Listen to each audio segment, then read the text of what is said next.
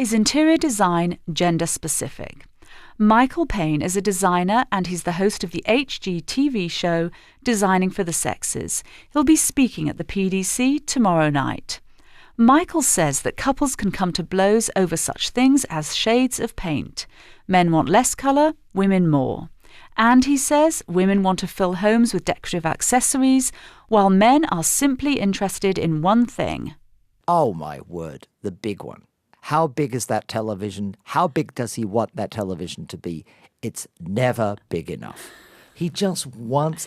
Men love technology. How many... Compare the number of women that you know, seriously, that walk around with Blackberries on their waistbands or in their pocketbooks versus the number of men. Men love technology. They love the best, fastest cell phone you can get, the internet access and all of that.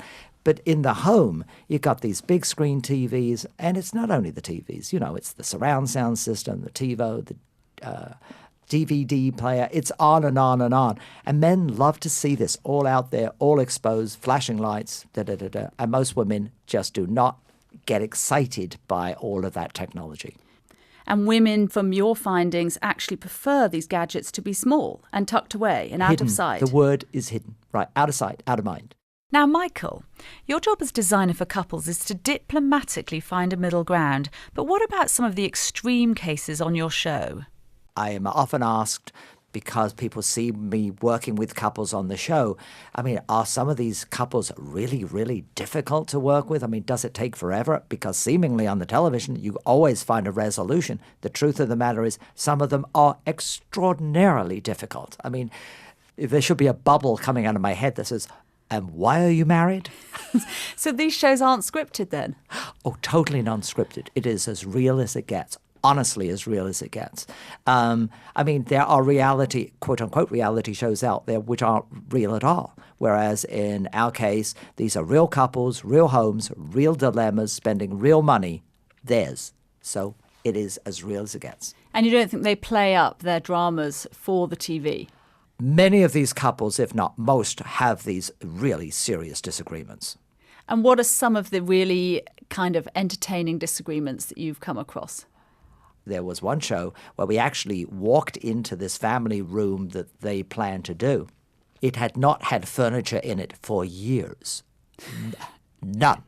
But what was on the ground were these little white bits of tape showing where the furniture could go if they ever came to an agreement to get furniture in the first place. It was really funny. She was from New York and wanted this really slick, clean, contemporary New York like apartment look.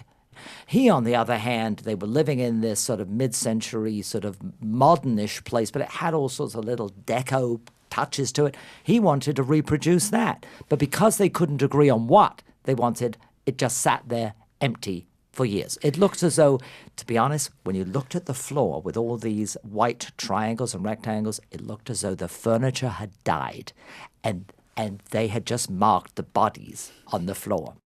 So we've been talking about the aspects of design that couples disagree on. Is there anything that couples really agree on? Oh, absolutely. I mean, just think about it, Frances. You know, when you meet somebody and you fall in love with them, I mean, you're so happy being with this other person that, frankly, it doesn't matter what color they want to paint the walls. If I want something different, I'm more than happy to give it to them. It really is astonishing how we just give our loved one those things they want. We want to make them happy. So you're saying that we agree on everything when we first fall in love. It's later that the disputes. It's later. It all happens later. Unfortunately.